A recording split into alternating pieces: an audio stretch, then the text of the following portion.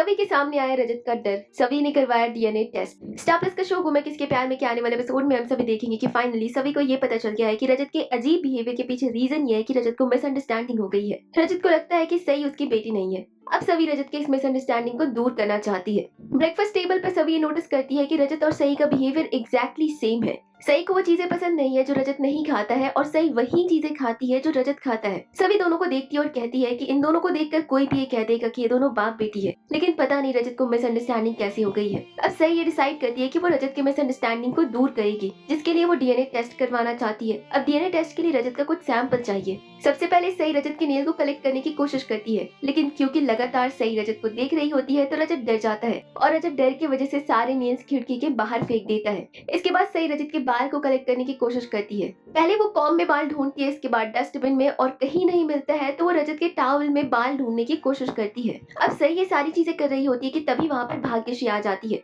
भाग्यश्री सही को नींबू मिर्च और बालों के साथ देख लेती है। ये सब कुछ देखकर भाग्यश्री के होश उड़ जाते हैं। भाग्यश्री को लगता है कि सभी रजत के ऊपर ब्लैक मैजिक करने की कोशिश कर रही है। सभी बताती रह जाती है, लेकिन भाग्यश्री कुछ सुनती नहीं है।